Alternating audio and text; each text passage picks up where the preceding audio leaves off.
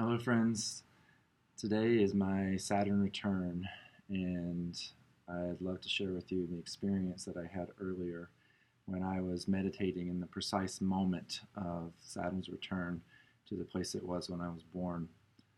Uh, Oftentimes, when people experience this transit, it's a time of awakening to your true path in life and the invitation to commit to that path in a way greater than perhaps you had before, or to expand that commitment uh, in your life the way that you see it.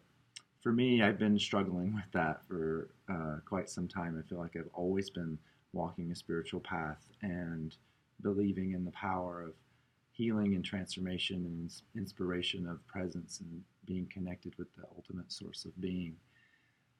But the consistency of service and of finding the correct pathways that really feel like it liberates my soul has been a bit of a challenge. And so I'm so grateful to be discovering more and more about what that means for me and to be liberated or free in the commitment of the clarity of purpose that I've been given. So the experience that I had when I was meditating was a feeling of bright light coming over me, and then I felt myself move out of my body and up into the sky, so to speak, and I saw an illuminated doorway. And through that doorway, I was met by some of my spirit guides, Christ, and the angels. And there was this powerful homecoming and welcoming into the truth of being that is so readily available to me and truly readily available to all of us.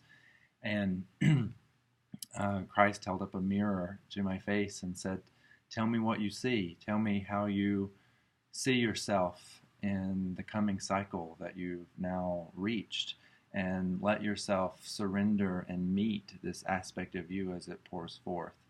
And so I spoke this decree of seeing myself and of claiming the power and truth of who I really am and who I'm intending to cultivate and be and share and express through this whole next Saturn cycle, the next 30 years of my life.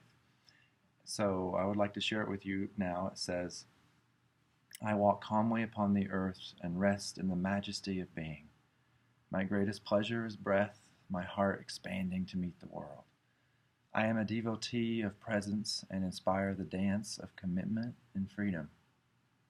I dwell in the humbled luxury created by the wild, unrelenting beast awakened to its service. I bow before the altar of simple knowing and vast mystery. Enjoying my body, I experiment with its magical capabilities when in optimal health. My body effortlessly sheaths the quaking and bursting asunder of raptured reunion. I delight in its marvels. My instruments remain poised and passionately serve the pathways of purpose as I revel in gratitude and luxuriate in nourishment. I choose to be me and love me and surrender all of me to the truth of self. I walk calmly upon the earth and rest in the majesty of being."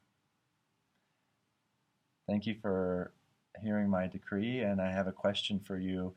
As we go into the holiday season and as we begin to really reflect on who we've been this past year and start to plan the year ahead, I'd ask you to take a moment and really surrender into who are you really? What is the truth of your being? How do you see yourself at the very core?